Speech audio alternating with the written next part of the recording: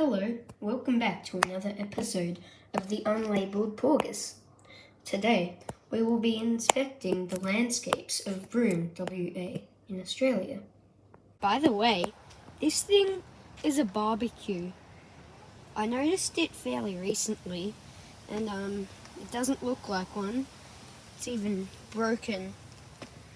And here's what the sign says. To use barbecue, turn on gas bottle at rear and ignite barbecue by turning end control knob anti-clockwise. Please turn off gas when finished. For the benefit of other guests, please ensure you leave the barbecue area clean after use. Okay, I definitely won't do that because I'm not even going to use it, so I don't need to do that. We're at the road.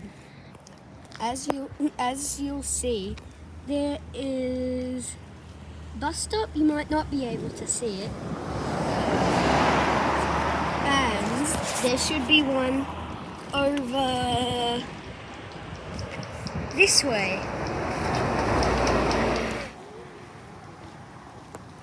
In Broome, the soil is red for some reason. And I know what that reason is. It's because there's plenty of iron in the soil, and it's not just iron, it's actually iron oxide, which is red like Mars, because Mars has iron oxide in its soil too.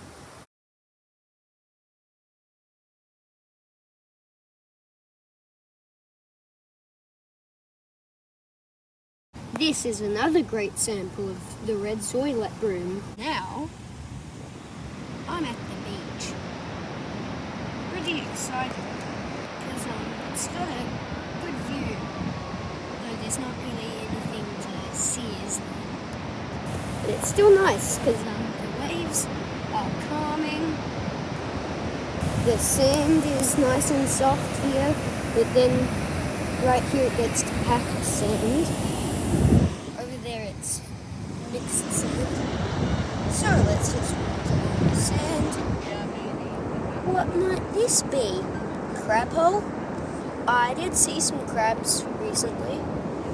They were almost annoying. They were scuttling around like crazy. They bit my little sister. And they were pretty cute though. Anyway, back to the beach.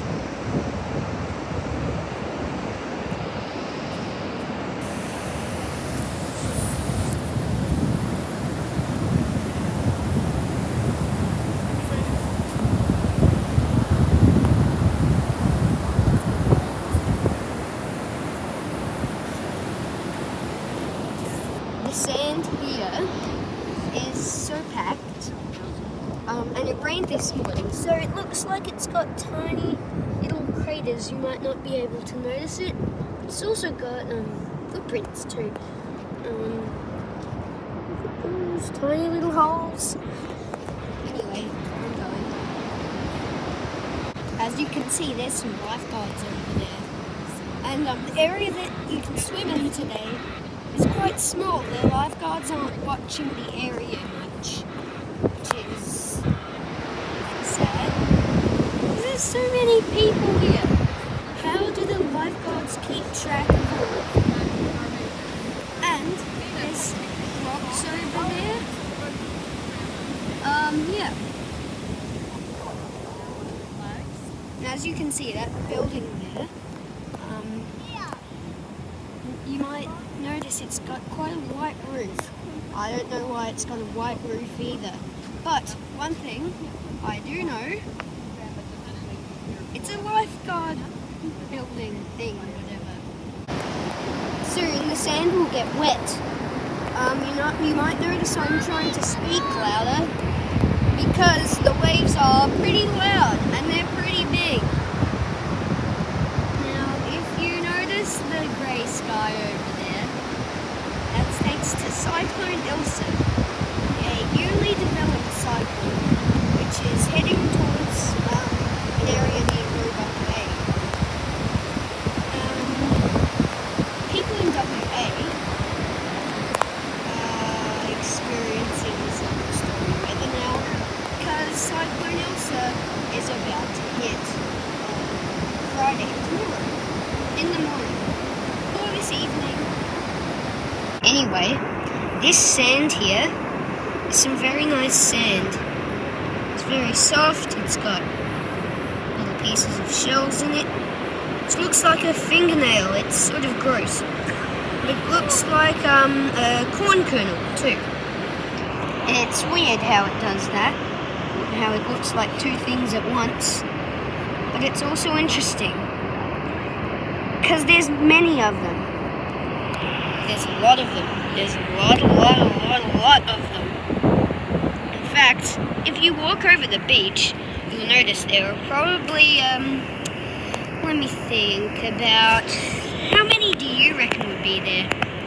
I reckon 5 trillion. Now, the amount of grains of sand, that would be uncountable. So, if you want to do that, do it. But I don't think you'll ever succeed in finding the amount of grains of sand here. Because there are loads. There are so many little grains of sand in this little pile here on my hand. Ooh, that rhymes. I'm a poet and I don't even know it. You'll notice it looks very grainy, and that's because it is grainy. Now we'll get to the interesting part. In Rome, and some other places in WA, and some other places on Earth, there's something called spring tides. It is not based on spring. It doesn't happen just in spring. It happens all over the year, so that's not why it's called spring tides. It's called spring tides because it's like the tides are springing back and forth. And high tide and low tide have an extreme difference. Now, at the moment, the tide is sort of going in, I reckon. Or it could be going out. I don't have a clue. But I might have a clue soon. It's definitely coming in. The spring tides are called spring tides because they spring. They are back and forth. Back and forth. Back and forth. Back and forth.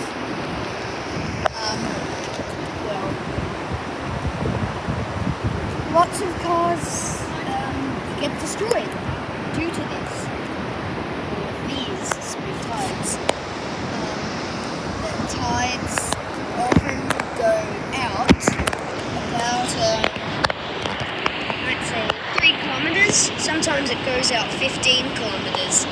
Now, I'm not used to this because I live in Melbourne, in Victoria, in Australia, and we don't have spring tides there. We just have normal tides. They just normally go in and out, and in and out, and in and out, and in and out, and in and out, and in and out. Oh, that's a tongue twister. If you don't want to call spring tides, call them leap tides, because that's the most similar word.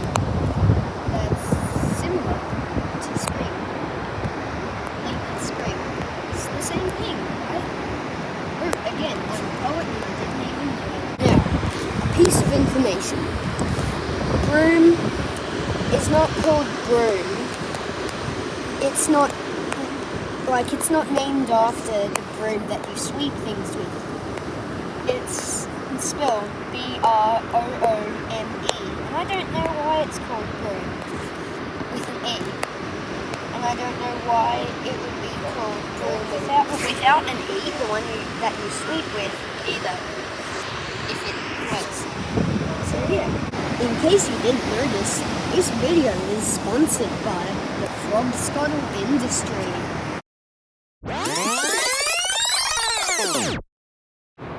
If you can't see any bus stops, it's because they're really far away. Like, I don't know, a couple 100 meters? Maybe a bit more.